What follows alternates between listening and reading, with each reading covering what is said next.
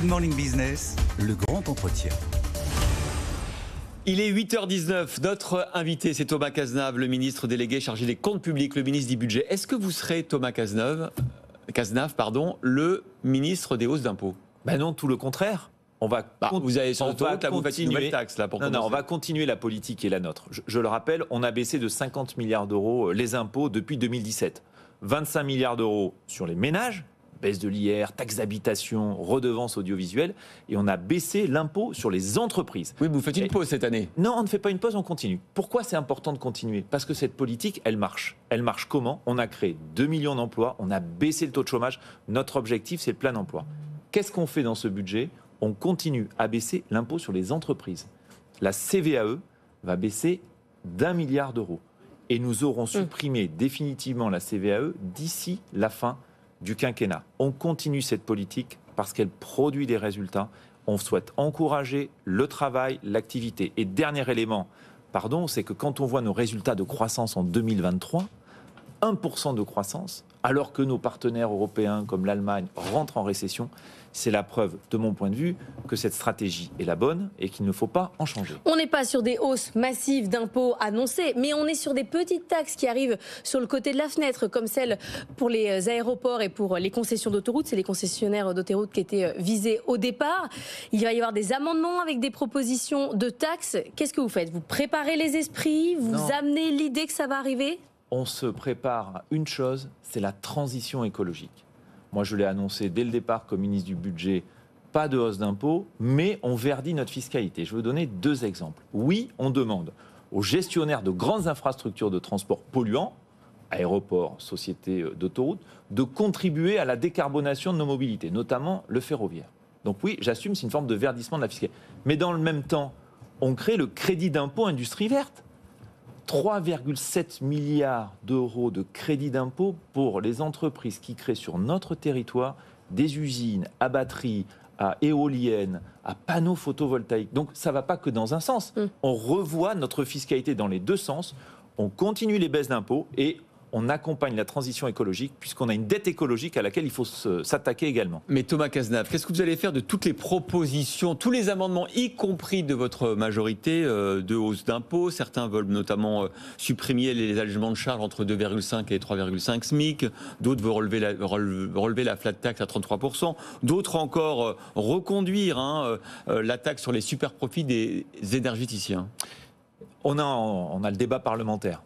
On discute, moi j'ai organisé dialogue de Bercy avec tous les groupes politiques représentés à l'Assemblée, au Sénat, et on a identifié des sujets sur lesquels il y a une volonté des députés et des parlementaires d'avancer. La question du logement.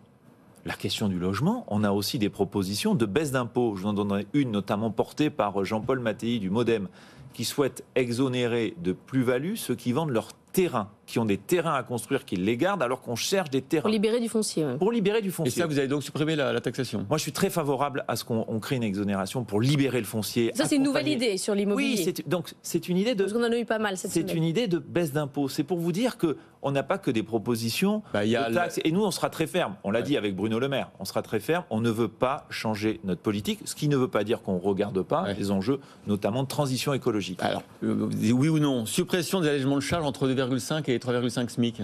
Moi, je ne suis pas favorable. Bon. Mais attendez, pourquoi je n'y suis pas favorable?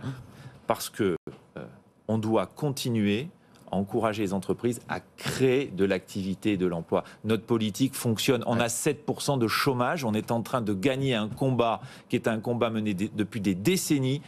Faire reculer le chômage dans notre pays. Attention à ne pas augmenter les impôts sur les entreprises. Relèvement de la flat tax à 33%. Non, je ne suis pas favorable. Je mets non. Et prise en charge d'une partie des arrêts maladie par les entreprises? Alors ça, on a demandé à la fois aux organisations... Vous dites pas non. Non, mais il y a un sujet autour des arrêts de travail qui explose considérablement. On le voit dans les comptes de la sécurité sociale. Moi, je suis très attentif aux comptes de la sécurité sociale et il faut aussi qu'on fasse attention à cette augmentation très forte. Il y a un travail à mener entre les organisations salariales et patronales. Pourquoi? Parce que c'est eux qui négocient dans leur branche comment ils prennent en charge les arrêts maladie. Dans ce projet de loi de financement de la sécurité sociale, dès cet automne, on va renforcer les mesures de contrôle, de régulation des arrêts maladie. 2 éléments importants pour nous. Pas de prescription d'arrêt maladie de plus de 3 jours par téléconsultation. Et d'autre part, la capacité de l'employeur à diligenter un médecin pour vérifier si l'arrêt maladie doit se poursuivre ou pas. Donc, on renforce les contrôles et on invite les partenaires sociaux à négocier une réforme structurelle autour des arrêts maladie. Alors, encore 2 questions sur des nouvelles taxes. Est-ce que vous allez reconduire la taxe sur les super profits des énergéticiens ? Alors, aujourd'hui, elle n'est pas dans le texte initial. Il y a une volonté de la majorité de poursuivre ce mécanisme. Qu'est-ce que c'est que ce mécanisme ? C'est-à-dire c'est les super profits faits parce que les prix de l'électricité flambent. Exactement. Et donc c'est sur le delta. Donc il y a des profits exceptionnels générés par l'explosion des prix de l'énergie qui ont beaucoup baissé. Donc on verra si elle est utile ou pas. Moi je suis favorable à cette initiative de la majorité de poursuivre le dispositif. Si jamais les prix venaient à augmenter, il faut qu'on soit prêt à récupérer une partie de cette rente. Taxe sur les raffineurs de pétrole dont on soupçonne d'avoir des marges élevées. Ça fait partie aujourd'hui, c'est pas dans le texte du tout initial. Il y a des discussions avec l'ensemble du secteur. Je l'ai déjà dit, tout est sur la table avec l'ensemble des distributeurs et des raffineurs. Pour l'instant, c'est pas dans le texte initial. C'est pas que c'est une menace, c'est qu'à un moment, il faut regarder tous les leviers et si on considère ce levier est utile, on pourra l'actionner. Aujourd'hui, il n'est pas dans le texte initial. Revenons au sujet immobilier. Vous nous avez fait une proposition sur le foncier, sur les questions de plus-value qui pourraient être non taxées. Il y a un gros sujet aujourd'hui sur un marché qui est bloqué. Il y a le PTZ qui va être revu. Il y a le Pinel qui va s'arrêter. On a l'impression qu'on est sur un budget décalé avec le marché. Bruno Le Maire a lancé des pistes pour aider le marché immobilier. Qu'est-ce que vous pensez qu'il faut faire ? Est-ce qu'il faut que l'État s'investisse plus et intervienne sur le marché de l'immobilier ? Oui, la réalité de crise du logement est bien là. Je ne suis pas en train de le nier, au contraire. On a des mesures dans ce projet de loi de finances. Plutôt des mesures négatives. Oui. Vous supprimez le Pinel et vous baissez les critères du PTZ. On supprime les dispositifs qui n'ont pas démontré leur efficacité. Moi, comme ministre des Comptes publics, je suis très attentif à l'argent du contribuable. Le PTZ, ça ne sert à rien. Non, je pense à la niche Au Pinel. Pinel. Oui, mais le PTZ, c'est pareil, vous revoyez les critères sur les maisons. Le PTZ, le prêt à taux zéro, pour ceux qui nous écoutent, il est prolongé. Oui, mais il est pas sur les maisons individuelles. Il est restreint. Pourquoi ? On essaie de le mettre en accord avec notre politique de sobriété foncière en disant où est-ce qu'il faut encourager, plutôt dans l'ancien et plutôt dans les zones tendues.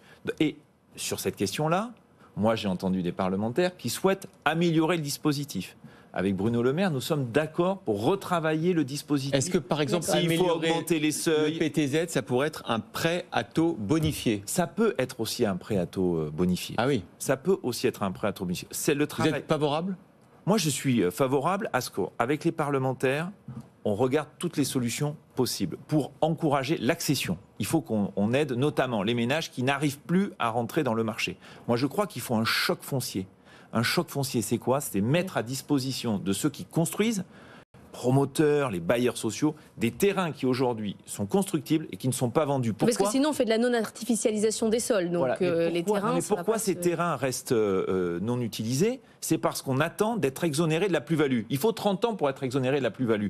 Notre proposition, et c'est la proposition aussi du groupe Modem, c'est de dire exonérons temporairement la plus-value pour encourager ceux qui ont des terrains à les céder à ceux qui veulent construire. Vous avez vu que les taux d'intérêt de la dette française ont un peu flambé hier, 3,5% sur le 10 ans. Il faut dire que votre budget, il n'est pas très rigoureux. D'ailleurs, c'est Bruno Le Maire qui le dit, c'est même pas moi. Il dit qu'en 2025, la France sera le seul pays d'Europe à ne pas respecter les critères de déficit public. On ne peut pas faire mieux que sur ce budget ? Aujourd'hui, nous rentrons dans un moment, où nous allons redresser nos comptes publics. On a protégé les Français, les entreprises, tout le monde en a bien conscience. Et donc, on a dégradé notre déficit public. La dette, elle représente 3 000 milliards d'euros. La charge d'intérêt de la dette, en 2027, ce sera 75 milliards. Record. Donc, oui, ça sera un record à cause de l'augmentation des taux d'intérêt qui frappe tout le monde, l'État aussi. Donc, on doit réduire notre déficit public. Et on commence à le réduire. Cette année, c'est 5%. L'année prochaine, ça sera 4,4%. Mais moi, je tiens aussi à dire... Bruno Le Maire dit qu'on sera bonnet d'âne en 2025 en Europe. Mais, sauf que quand je regarde la croissance, il a raison. C'est pour ça qu'il faut qu'on tienne notre réduction de déficit public. Mais quand je vois que l'Allemagne rentre en récession et que la France tient une croissance de 1% contre toutes les prévisions... Oui, mais enfin, contre toutes les prévisions. Les entreprises, elles tiennent. Mais c'est d'abord parce qu'elles investissent, qu'on les protège pendant la période dure. Et donc, il faut continuer ce redressement progressif des finances publiques. Arrêtons de promettre du sang et des larmes. Ça n'a jamais marché. Quand on a voulu le faire en 2008, on a cassé la croissance. Donc, notre enjeu avec Bruno Le Maire, c'est de le faire de manière progressive. déterminé mais progressif. On va faire 16 milliards d'euros d'économies dans ce budget. Donc, oui, enfin, moi, j'entends. Il y a beaucoup d'effets d'opportunisme. Non, Il y a j'entends. quand même la fin du bouclier. Oui, mais enfin, il faut quand même le faire, la fin du bouclier. Il faut quand même le faire. Quand on a protégé tous les Français, on leur dit progressivement, on sort des boucliers. Moi, je considère qu'il faut aussi avoir du courage, c'est ce que l'on fait. On fait des réformes structurelles. Vous disiez, on supprime le Pinel, par exemple. On considère que ce n'est pas assez efficace.